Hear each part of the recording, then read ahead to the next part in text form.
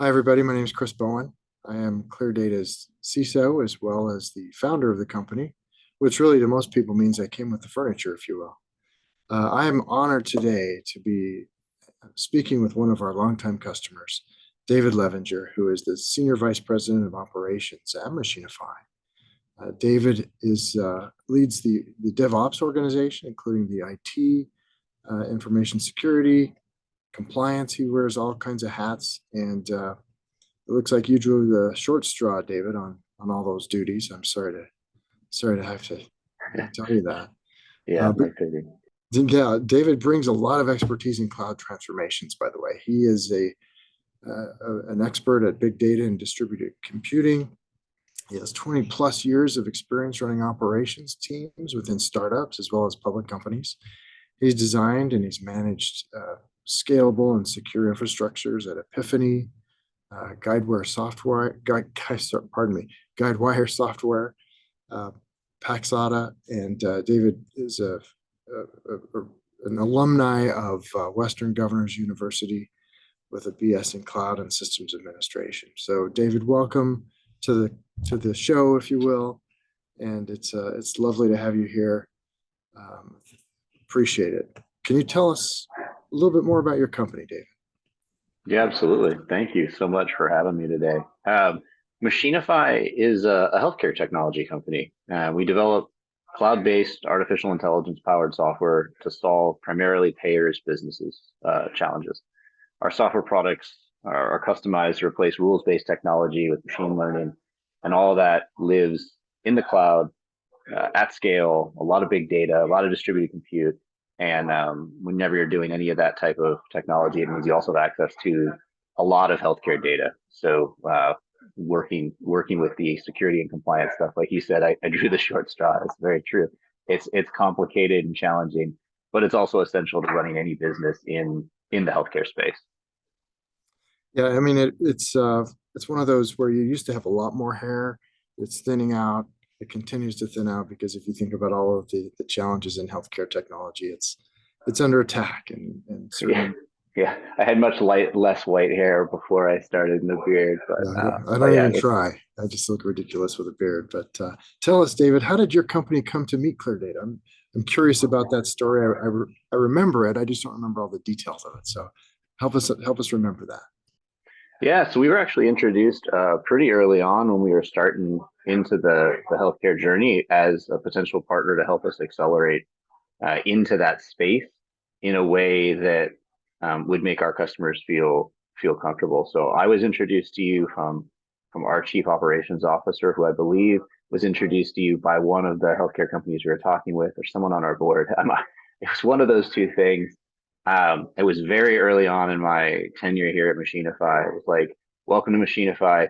Hey, by the way, we're looking at going into healthcare, and here's a company you should talk with to change everything that we're doing here to make that happen. So it's kind of a whirlwind introduction, but it's turned into a very fruitful relationship over the last, gosh, I guess it's been almost 4 years. I think we've been working together at this point. And in cloud world, that's a long time, right? It's like seven Oh years yeah, for a dog. yeah, very long time. Things change so much in a public cloud. It's hard to stay in front of it, hard to stay on top of all the changes and all the new services that come out, let alone the shift in, going from virtual machines to serverless to, low code, no code kinds of situations. Now we're, fully involved in artificial intelligence, as you know so well. Um, a lot of what we've done at ClearData is work to make sure that controls are in place for those services so that you can operate successfully and quickly and not have to wait inordinate amounts of time for something to actually work. We've gone through the process of HITRUST. We just finished our HITRUST 9.5.1 certification, which is now our fifth certification, and which spans a 10-year period of time. And we're excited that you have been able to take advantage of that. Help us understand how you took advantage of what we did on the HITRUST certification front. Yeah, absolutely. So we just achieved our HITRUST certification as well, as of Congrats. like hot off the presses as of a couple of weeks ago, and that was more than a year long journey of working with countless folks internally, but also you guys a lot on how do we do this. But even before the HITRUST certification, working with you was able to unlock a lot of doors for us in talking with healthcare companies and breed a lot of confidence in a couple different facets. One, that we were taking the security of this data very seriously, which is really, really important. So even before being HITRUST certified, being able to talk about being in a HITRUST certified environment, having certain controls run by ClearDATA helped significantly. And then as we started into the HITRUST journey, right, we got obviously a lot of guidance from you. And then the inheritance, which, if I'm remembering, was just over half of our controls were actually inheritable, either partially or completely from ClearDATA, which means that that year of effort we spent would have been much longer if we were trying to do it without any of that help. So I'd say all of that together, like, it was deal acceleration before we had a HITRUST certification, acceleration of becoming HITRUST certified, and then that overall customer confidence along the whole journey that we're doing it right, we're taking it seriously, and we're working with a known entity out in the healthcare space that these companies recognize as taking all this seriously as well.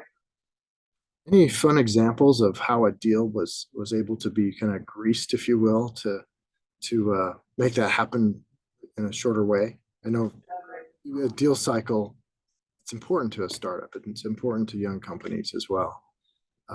Love to hear a Yeah. war story. Oh yeah. Oh geez. Let's see. I mean, the worst. So first off, the first question they always ask is, are you certified? Do you have HITRUST certification? And you're like, no. And they're like, excellent. Here's a 350 question survey to fill out. And you're like, Only that's a lot of 350? that's a lot of That's a that's a small lot of one. questions. That's a lot of questions.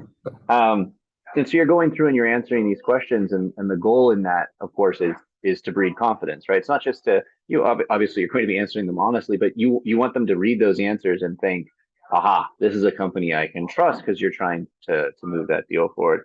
So I would say, as we use the phrase that we operate in a clear trust, sorry, that we operate in an environment which is HITRUST certified, run by ClearDATA. That phrase, I mean, I must have said it thousands and thousands of times.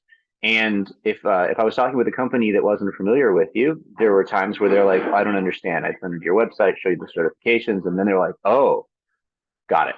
So you're not HITRUST certified yet, but you're operating in that environment, and there's aspects of the controls that you don't even have control over. And I'm like, absolutely. I don't even want control over them, right? Like, you can trust us because you can trust them. And then they would have follow-up questions. So it became kind of a mantra that we would say over and over and over again. But then it also, like, when we talked with the security and compliance folks, once they started to understand what that meant, things went from like questioning to instantly like, oh, I get it. Yeah, no, this is the real deal. Cool. Let's move forward, do the POC and that sort of thing. Yeah, we've had those kinds of exciting times as well. One of the things I still try to help our prospects with is the understanding and the actual meaning of what third-party assurance means. Because they'll throw you that 300, 400. Recently, we got one, what was a 900 question survey. Oh my God. It was crazy. And we had to say, well, we could write down the answers to that, but wouldn't you rather have somebody who's audited this thing twice, not only from the assessor, but also the HITRUST Alliance, and made sure that it was legit? We actually had a prospect, this is funny, take our HITRUST report and then write answers in their spreadsheet so that they could complete their questionnaire according to their own policies, rather than just use the report itself as that assurance. To each his own, I suppose. But Yeah, for most customers, for most prospects, they're like, give me that HITRUST report and let's call it a day. It's as simple as that. Tell me about your market opportunities as it relates to HITRUST, including some of your investors. Are they Are they thinking about high trust with you at this point in your journey? Are they mentioning it in your board meetings at all? Ever? What's the temperature like there? Not to have you expose anything in the behind the board meetings, but Sure, sure. Yeah. I mean, I would say on the customer front, you have the customers that won't talk to you until you have it. They're like, "Are you not HITRUST certified? Come back when you are." You have the customers that are willing to entertain it, right? The ones that are looking like a little bit ahead of the game. They're like, "Hey, I want to get ahead of the curve and more strategic thinking. I'm willing to take a little bit more risk." Um, but I would say largely it's it's the amount of people you have to keep having those conversations with that diminishes once you have the certification. So beforehand, it's like I talked to a prospect. They're like, this company sounds amazing. I think you can revolutionize our business. This is wonderful. But you're going to have to talk to security person X. And I talk to security person X and they go, "You've really put my mind at ease, but you have to talk to compliance person Y." And then I talk to compliance person Y and they go, "You really sound like you got your stuff together. This is great. But unfortunately, we have to escalate this up to the VP level or the C level." And you're just like, okay. And you're having all these conversations. And it's tiring personally, but that's fine. The part that's frustrating is, the first person you talk to is like, how many more of these conversations do you need to have to get over the line, right? And so I would say at the board level, at the investor level, it really comes down to that same thing, right? When you enter into healthcare, you really need to have a good story around HIPAA and then pretty quickly around HITRUST. And if you don't, things just move slowly. And no investor likes to hear, "Well, give me another year and then I'll be where I thought we could be," because there's all this compliance and security stuff. And the good news is that, on our side, everybody's very supportive. They're like, "No, security first, compliance first." Absolutely. Like, you cannot take any risks in those arenas. Um, but we still want that sale to close and we still want that customer to expand. And I guess that's the last part I would touch on is expansions. Because you think, like, I did it. I filled the questionnaire out. I got through all the hurdles. They signed with us. We're live. We have some stuff in the future to come back and figure this out, but we did it. And then you go to try to do your first expansion and you realize that this is a large enterprise and every department or wing or person you're talking to, they have a different set of people you need to speak to. They have a different set of questionnaires you need to fill out. We had customers where we were reporting on our journey for HITRUST and we had to report to 4 different organizations in the company on the status of HITRUST because there were 4 different ways that they looked at it based on which business unit were you interacting with, right? So, like, it just truly cannot be understated how now it's just like, here is the certification, and they go, "Oh, cool, I'll forward it to the other 3 units." Like, we're good, move on. So that's I feel you, man, because I've been there and I've had those conversations over and over and over. We know that high trust is a snapshot, though. So going forward after the high trust certification, you got your letter, you're operating, you're in production. Have you found any value from the reporting from the cyber health platform to show you where you're at from a compliance drift perspective? Has that been helpful in your journey at all? yeah, I mean, I'd say reporting just in general, anything that helps you get a view of where you are, where you've been, and where you're going, makes everything easier, right? Like, and especially when you gone into that operational mode, you don't want to be like, 3, 4 months and then go, oh, I made a mistake.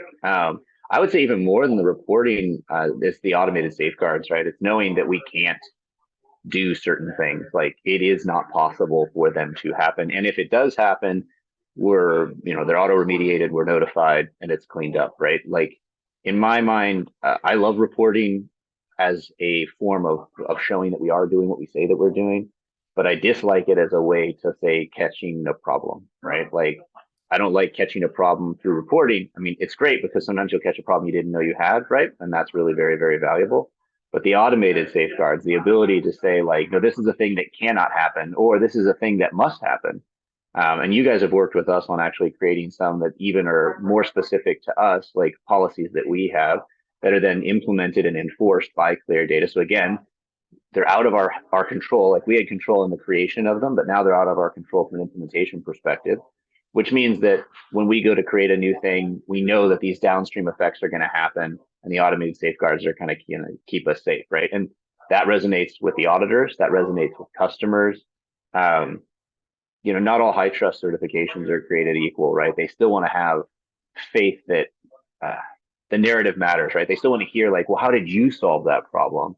And the automated aspects of it and the way that works is like the best answer, right? It's like, I can't do it. It's done by a machine. It's auto remediated by a machine, and it's reported on. Like it's the whole gamut. It's when I go bowling, David, I prefer the bumpers in the lanes so I don't toss one down the alley there. It's kind of the same way when you're working with PHI. You probably want those safeguards keeping you Yeah, from breaking a you door. don't want it's just any risk you can remove is risk you want to remove, right? Like, and ClearDATA makes it very easy to do that without making it untenable to use the environment. And it is a balance, right? Like, sure, I can make the environment 100% secure by allowing no one to use it, but obviously you're not going to run a business that way. So it's that balance between that. And also having another entity that is also HITRUST certified, that's been doing it for such a long time, watching our back, certainly helps me sleep at night. Like, I makes me feel a lot better, because as much as I trust my team, the policies and procedures and everything that we have in place, it's still great to, like you were talking earlier about a third party assessor validating that you are doing what you're saying, right? I like, that's how I feel about ClearDATA in some ways. It's like you guys kind of are like looking at us going, okay, yeah, that's okay. Fun Which is really good. fun fact, David, we actually do talk about our customers. When they come up with requests, we have this meeting twice a week with like 30 of us, and we sit around and we contemplate, is this safe? Should we advise them a different way? Here's a solution that we could do to, because sometimes it's not just the safeguard, the automation. Sometimes it's configuration, it's architecture, and that takes discussions. Yeah, So it's definitely not a one size fits all, and you have to understand that nuance to really craft the right solution. Like, you don't want to implement something that works for 90% of your customers and then 10% are offline, right? Like, that doesn't work. And like you're saying, it's not always the same answer, right? Different people have different risk thresholds, different technologies they're using, different ways that they want to do certain things. So something that works really great for one type of company may not work for another, right? Like, my team is pretty highly technical. We like to do a lot of things ourselves. So I know that has bred interesting interactions between our two companies, because we want different things than a company that might have less in-house technologists that are working towards some of those same solutions. Well, appreciate the dialogue today, David, and thank you sincerely for being a customer for so long. We're excited to continue to work with you, and excited that you have your HITRUST certification over with. I know that's a lot of fun, and now you got some weekends back, hopefully. Yeah, it's slightly calmer, right? It moves in a different tenure. It's been great being a ClearDATA customer. You guys have always been very, very supportive over our many years of working together. And yeah, I'm happy to talk anytime. It's just fun. All right. Thank you, David.